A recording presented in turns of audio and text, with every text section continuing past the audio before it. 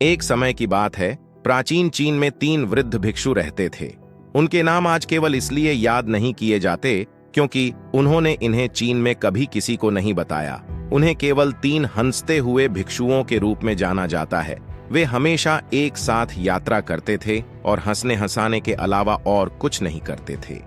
वे किसी गांव या कस्बे में प्रवेश कर उसके मुख्य चौराहे के मध्य में खड़े हो गए और हंसने लगे धीरे धीरे। लेकिन निश्चित रूप से वे लोग जो वहां रहते थे और काम करते थे और राहगीर विरोध नहीं कर सके और उन्हें भी हंसना पड़ा, जब तक हंसी की एक छोटी सी भीड़ नहीं बन गई और अंततः हंसी पूरे गांव में फैल गई। ये शहर वह क्षण था जब 3 बूढ़े भिक्षु अगले गांव की ओर चले गए।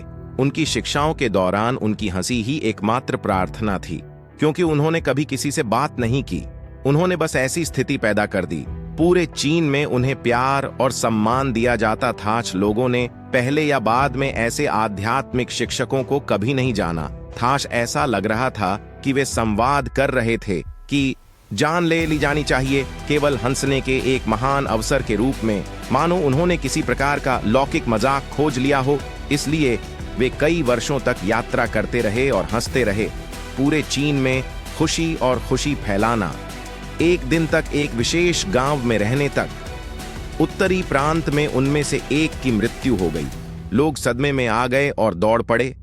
दूर से दिन भर खेतों को बिना निगरानी के छोड़ना, केवल इस नाटकीय घटना पर अन्य 2 भिक्षुओं की प्रतिक्रिया देखने के लिए वे उम्मीद कर रहे थे कि वे दुहक दिखाएंगे या रोएंगे। और पूरा गांव उस स्थान पर आ गया जहां 3 भिक्षु थे, जिनमें से 2 जीवित थे और एक मृत था। लेकिन बाकी 2 भिक्षु और भी जोर से हंस रहे थे। वे हंस रहे थे और हंस रहे थे और रुकने का नाम ही नहीं ले रहे थे, ताकि कुछ अच्छे लोग जो इस दृश्य में, इस विश्वास में सहायता कर रहे थे, उनके पास आए और उनसे पूछा कि वे शोक क्यों नहीं मना रहे हैं। बिल्कुल अपने मृत मित्र के लिए। और एक समय के लिए भिक्षुओं ने वास्तव में प्रतिक्रिया व्यक्त की, क्योंकि कल हम आपके गांव जा रहे थे। उसने शर्त लगाने का प्रस्ताव रखा कि हम में से कौन अन्य 2 को हराएगा, और पहले मरो, और अब वह जीत गया। पुराने दुष्ट के पास एक वसीयतनामा भी तैयार था। परंपरा में मृतक को नहलाना और उसके कपड़े बदलना आवश्यक था, उसे चिता पर रखने से पहले। लेकिन बूढ़े भिक्षु ने स्पष्ट रूप से पुराने कपड़े उस पर छोड़ने के लिए कहा था, क्योंकि वह कभी एक दिन भी गंदा नहीं हुआ। मैंने इस दुनिया की किसी भी गंदगी को कभी अपने तक नहीं पहुंचने दिया, और पहले मरो, और अब वह जीत गया। पुराने दुष्ट के पास एक वसीयतनामा भी तैयार था। परंपरा में मृतक को नहलाना और उसके कपड़े बदलना आवश्यक था, उसे अंतिम संस्कार की चिता पर रखने से पहले। लेकिन बूढ़े भिक्षु ने स्पष्ट रूप से उस पर पुराने कपड़े छोड़ने के लिए कहा था, क्योंकि वह कभी एक दिन भी गंदा नहीं हुआ था। मैंने इस दुनिया की किसी भी गंदगी को कभी अपने तक नहीं पहुंचने दिया। मेरी हंसी के माध्यम से उसके वसीयतनामे में कहा गया कि बूढ़े व्यक्ति के शरीर को चिता पर रखा गया था, उन कपड़ों के साथ जो उसने आते समय पहने थे।